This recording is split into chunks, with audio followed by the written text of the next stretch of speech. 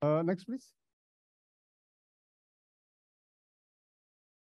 Ya, ini sudah diperkenalkan tadi, jadi tidak perlu ini foto waktu masih belum lansia. Lansia.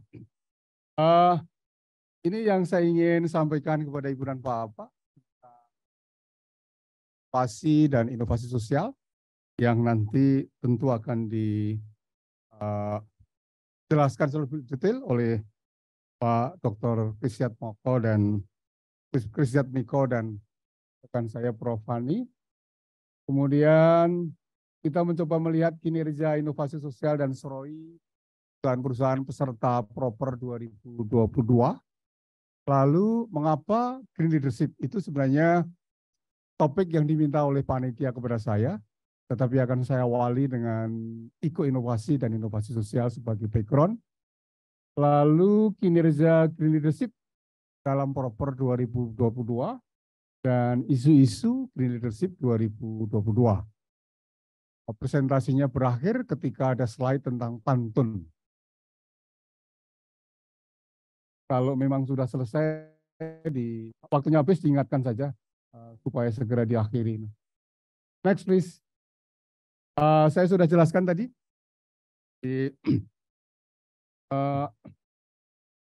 di Proper 2021, 2022 dan 2023 ada dua hal yang baru sesuai dengan Permen 01 2023, yaitu inovasi dan inovasi sosial yang instrumennya adalah LCA, sebagaimana Pak Dirjen menyampaikan kepada kita tadi.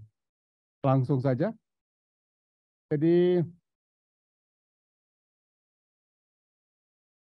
LCA itu adalah assessment terhadap daur produk, mulai dari bahan baku, proses produksi, distribusi, penggunaan sampai dengan waste.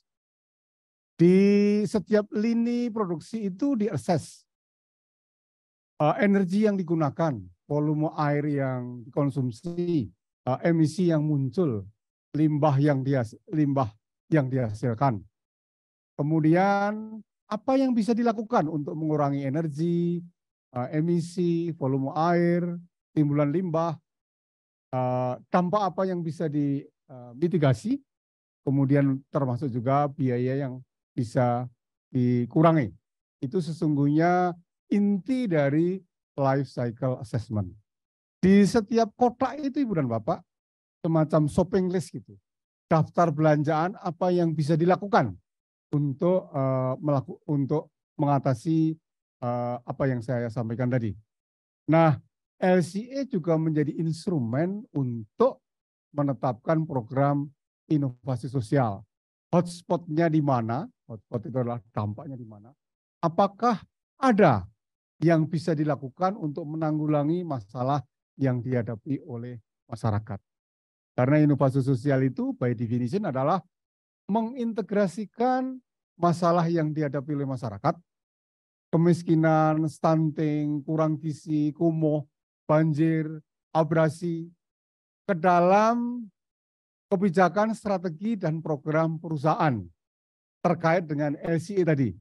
Dengan mengkaitkan dua hal itu, maka sustainability dari inovasi sosial itu lebih terjamin begitu. Kembali ke slide berikutnya, slide sebelumnya.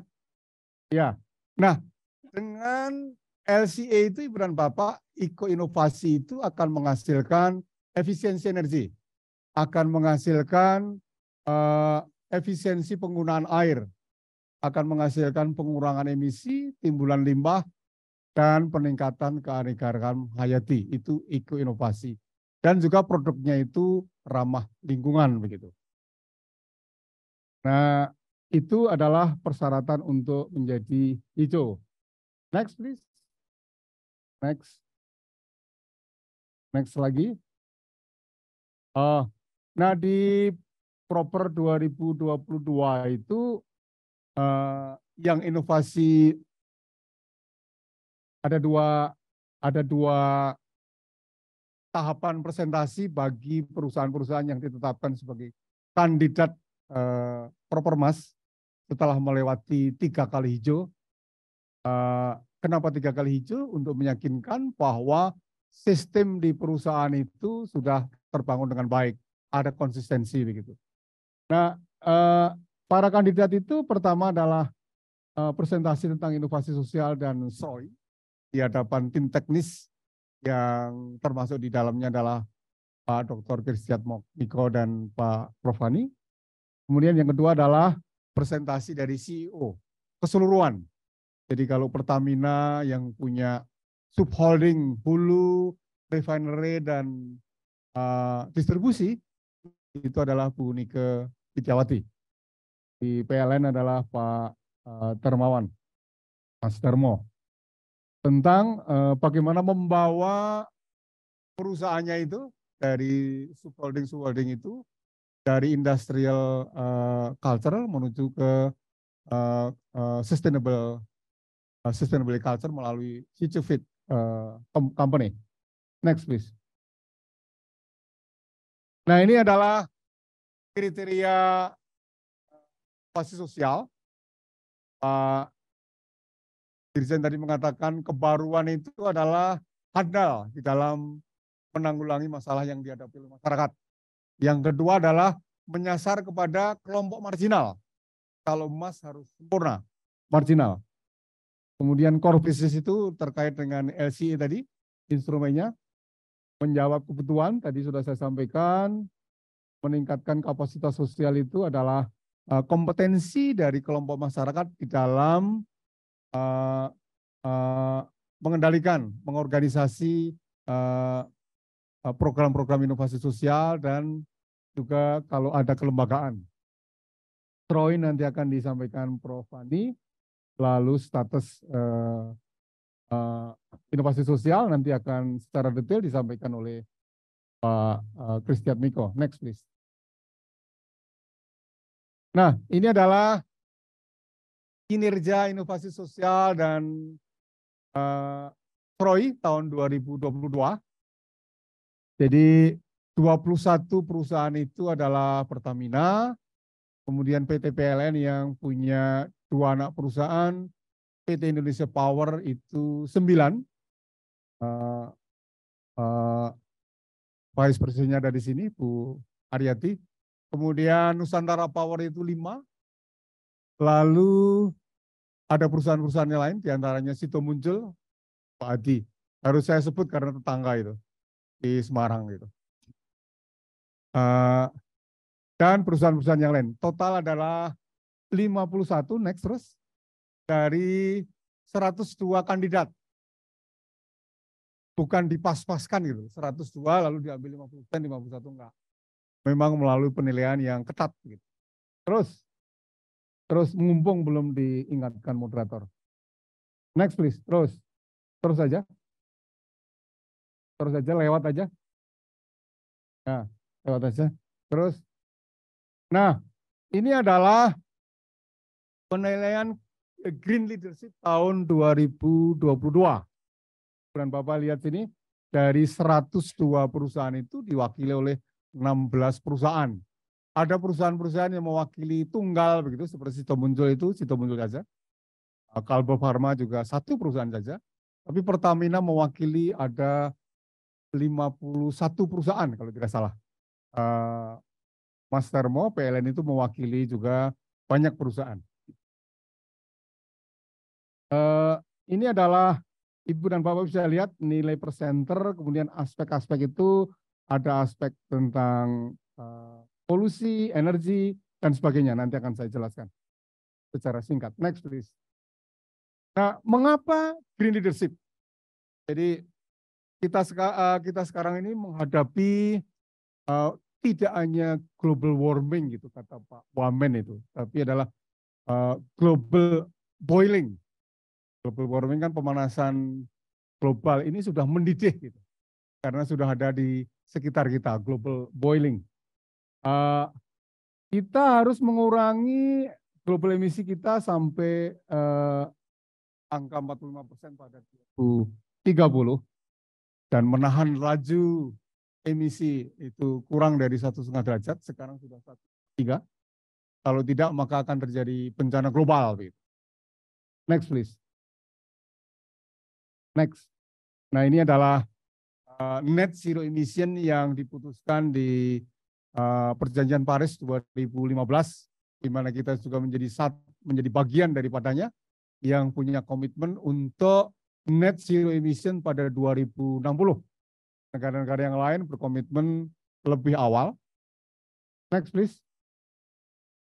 Ini adalah, jadi sudah saya sampaikan tadi, yang kalimat yang pertama, kemudian kalimat yang kedua, posisi kita itu adalah kita berkomitmen untuk mengurangi emisi pada 2030 itu sebesar 29% menjadi 32,9%.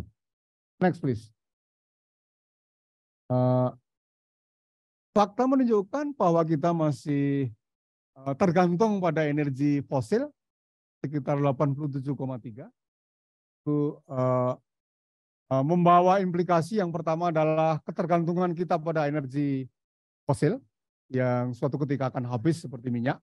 Yang kedua adalah kontribusi CO2 yang merupakan salah satu komponen dari gas rumah kaca yang membawa serta global warming dan perubahan iklim. Next, please. Nah, proper adalah wahana. Jadi saya selalu sampaikan kepada teman-teman perusahaan, proper itu bukan tujuan, tetapi wahana untuk mewujudkan sinergi antara profit, people, dan planet. Mensinergikan tiga itu. Nah, karena itu maka perlu dibangun sebuah sistem gitu ya. Bagaimana mengintegrasikan tiga pilar itu. Menginternalisasikan pada seluruh staf dan manajemen di perusahaan, mulai dari CEO dan sampai tukang sapu. Nah, itu yang Pak Dirjen tadi mengatakan akan menjadi apa yang disebut sebagai environmental citizenship, kewargaan lingkungan. Jadi perilaku kita sudah terinternalisasi pada sadar lingkungan begitu. Karena itu mengelola lingkungan dan peduli sosial itu bukan karena wajib, tapi kebutuhan. Sehingga kalau dapat proper mas itu dampak sebenarnya dari sistem yang kita bangun dengan baik. Gitu. Next, please.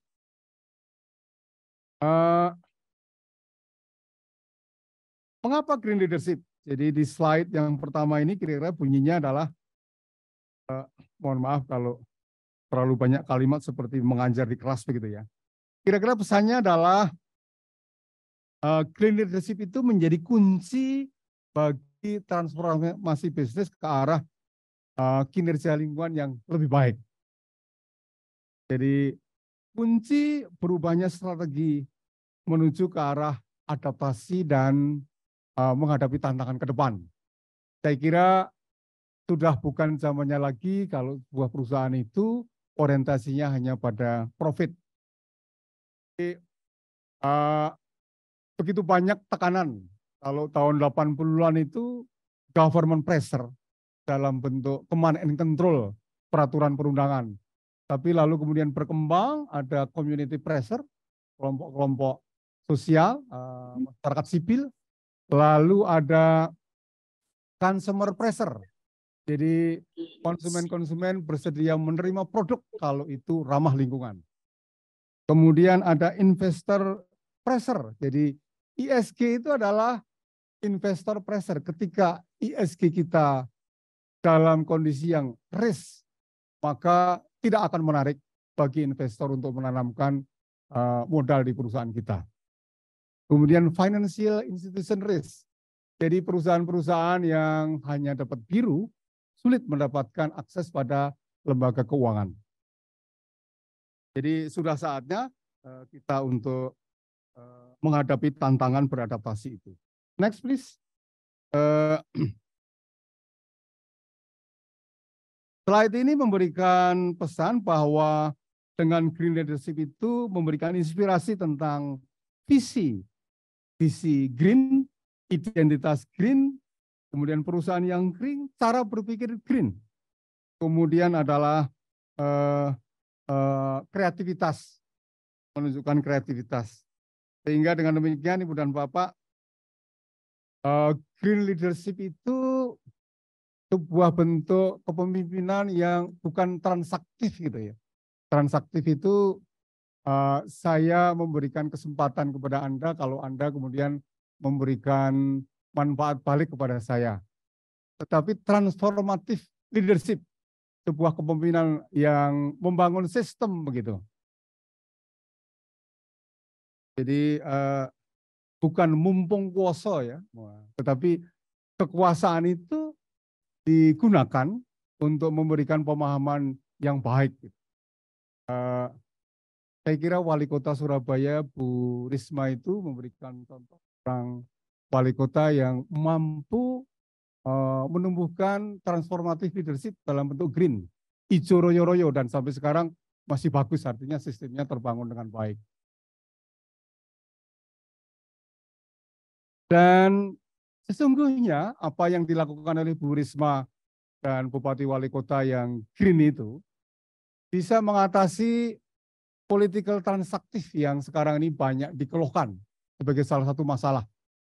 Jadi political cost itu sangat tinggi. Untuk menjadi Bupati Wali Kota harus punya perahu, punya partai, dan untuk partai harus ada mahar.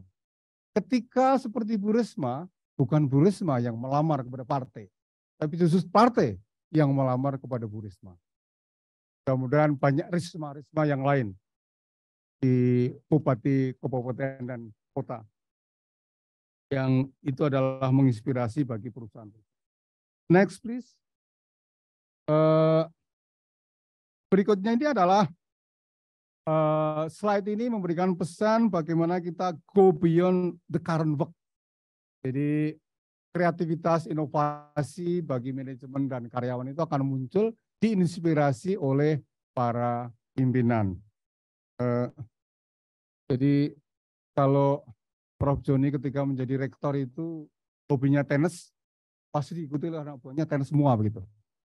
Tapi kalau Prof. Joni itu menanamkan bagaimana membangun kampus itu menjadi green, pasti yang bawah akan ikut begitu.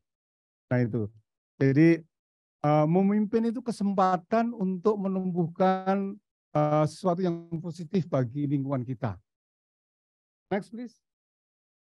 Terus, nah ini sudah Pak mengulang slide-nya Pak Dirjen. Yang keempat itu, yang penting adalah mengetahui ke depan itu seperti apa. Next. Ini tadi sudah disebut, jadi seorang pimpinan yang baik itu yang mampu menginspirasi, memberikan tantangan, dan sebagainya. Next please. Nah, ini adalah poin-poin yang digunakan sebagai starting point bagaimana green leadership pada tahun 2022. Pak Dirjen tadi menantang ke 2023 itu adalah beralih ke kemiskinan, marginal, perempuan, dan sebagainya. Memang proper itu sangat dinamis, selalu ada inovasi. Itu yang teman-teman di perusahaan mesti harus selalu antisipatif gitu. Next please. Nah, ini adalah poin-poin yang menjadi komponen untuk apa yang disebut sebagai discussion question kepada para CEO tahun 2022. Jadi posisi energi sekarang ini sekarang ada di mana? Berapa energi fosil yang digunakan, berapa energi baru terbarukan digunakan, bagaimana ke depan? Apakah ada peluang untuk bisa memenuhi bahkan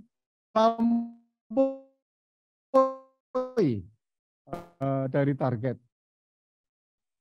Semuanya. Jadi air, polusi, malam sesungguhnya itu adalah dari 1 sampai 4 itu tercermin di dalam eco-inovasi. Hanya ketika CEO itu mempresentasikan tentang where they are now, mereka harus menyampaikan posisinya. Sedangkan di eco-inovasi belum nampak benar. Gitu.